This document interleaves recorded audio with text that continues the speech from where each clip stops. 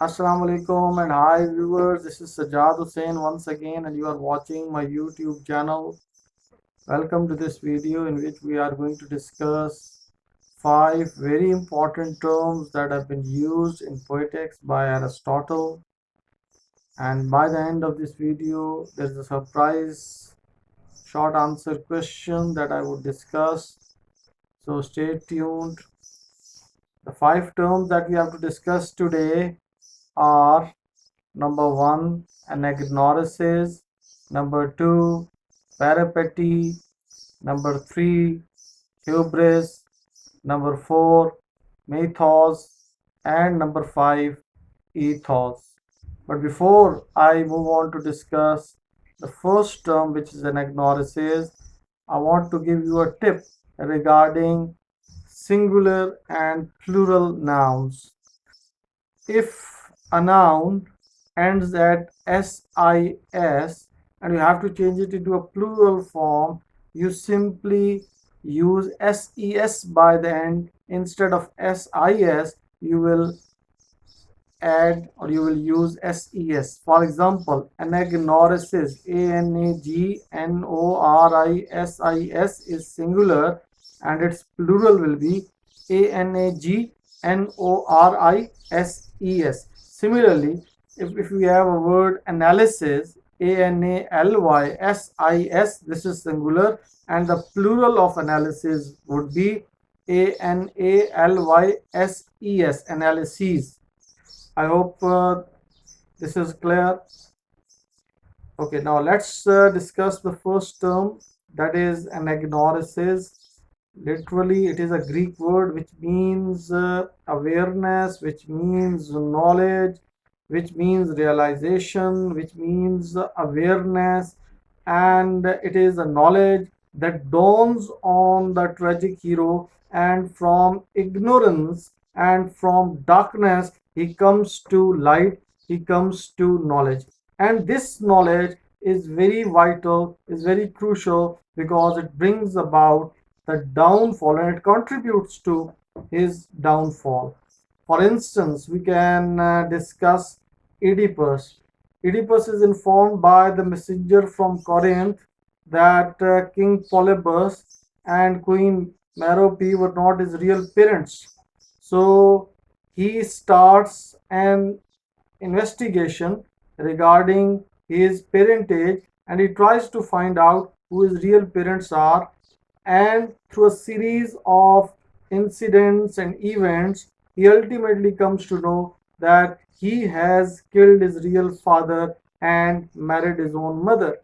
Now this is something that is quite unbearable for him and intolerable for him, and he, out of despair and out of frustration, blinds himself. So the knowledge that dawns on Oedipus, the awareness that comes to him, brings about a great consequence in his life, and it is because of this knowledge that his fortune is reversed, that his fate is reversed.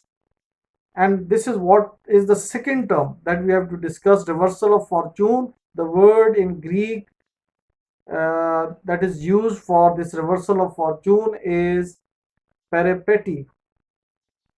Peripety is a reversal in which the hero, the tragic hero, falls from height to bottom. If he is at the peak of glory or at the height of prosperity, he falls to the bottom of adversity, poverty, and he falls to the bottom of ignominy.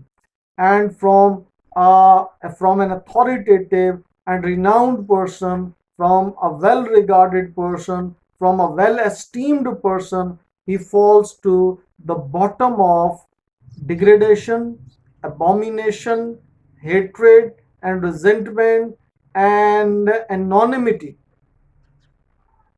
And Aristotle believes that the best type of tragedy is the one in which peripety and anagnorisis should occur simultaneously. And this is what we see in Oedipus.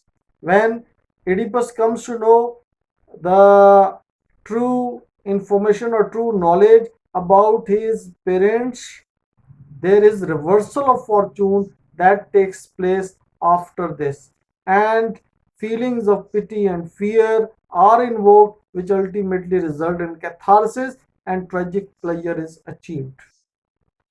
I hope this second term is clear to you. Okay, as far as a discovery, or as far as Anagnorisis is concerned, Oedipus has discussed different kinds, but he is of the view that the best kind of discovery or the best kind of Anagnorisis is the one which comes out of the play and which is quite spontaneous and which is quite natural and which is quite automatic. It should not be affected, it should not be pretended, it should not be artificial, it should not be brought from outside world, rather it should genuinely come out of the action of the play. And once again we see that in Oedipus, the king has that knowledge and has that discovery and has that awareness, which seems to be quite logical because of the incidents and events that happen in the play. Okay, the third term that we have to discuss is hubris. Now hubris is a Greek term, is a Greek word for pride, and we see that this hubris or this pride very much contributes to the downfall of a tragic hero. And once again, you can discuss the example of Oedipus. We find out that Oedipus is proud, he is arrogant, he is conceited, he is puffed up with pride, and he is snobbish, he is arrogant.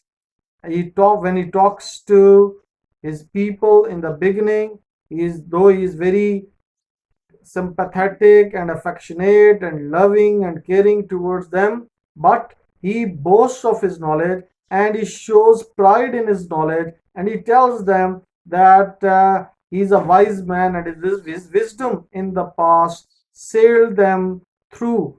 And once again, he is going to use that knowledge and wisdom and help them out of that calamity. When he talks to Terisias later on, when he talks to Creon, when he talks to Queen Jucaste, when he talks about the holy oracles, that pride and arrogance and conceit is very much intact. Even by the end, when he is totally blind and he is just like a beggar and he desperately needs help of Creon, his pride and arrogance is intact, is very much there, and Creon has to remind him that he is no more the king and he is under his mercy. So hubris or pride is an important drawback, or you can say that it is very vital, that contributes to the tragic flaw or hamartia, which ultimately brings up about the downfall of tragic hero. Okay, the fourth term that we have to discuss is mythos. Mythos is a Greek word for plot. In the last lecture on poetics, I discussed in detail what is plot, what is the relative significance of plot, and I discussed with you what are the characteristics of an ideal plot.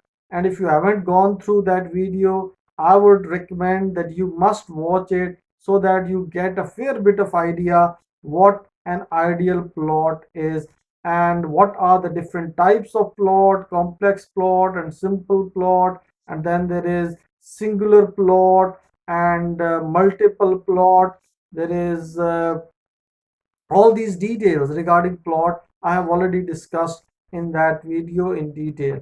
Okay, the next term that we have to discuss is another Greek term, another Greek word, which is ethos, and ethos means character. We have also discussed in detail character and ideal tragic hero, and I discussed in the previous videos what are the characteristics of an ideal tragic hero and how he invokes the feelings of pity and fear resulting in catharsis in the context of tragic hero. I also discussed with you what is tragic flaw or hamartia. So all these things were discussed by me in detail. I hope these five terms are clear to you. Okay, let's move on to the surprise short answer question that I reserved for the end. The question is, what is the difference between tragedy and epic? There can be a short answer question in the examination, and you need to understand what is the difference between an epic and tragedy. Epic and tragedy both are forms of poetry, but there is some difference. Epic is a narrative form of poetry, while tragedy is a dramatic form of poetry, and it is a play or it is a dramatic form of poetry. Epic is Second difference is that epic is very long. It can have different episodes, but tragedy has single action, and it is executed mostly in single circuit of the sun. It is mostly completed in a day, and this is what we see in Oedipus. Once again, you can quote the example of Oedipus. We see that the action starts in the early in the day, and by the end of the day the tragedy of Oedipus is completed. So this is the second important difference between epic and tragedy. Another difference is that in tragedy there are choral songs, that there are choral odes, but in epic these choral songs or choral odes are not there. The next important difference between epic and tragedy is that epic is a form of poetry in which there is variety of episodes and variety of action, but in tragedy there is unity of action, and all the incidents and events circulate around and circle around and move around one main event or one main incident.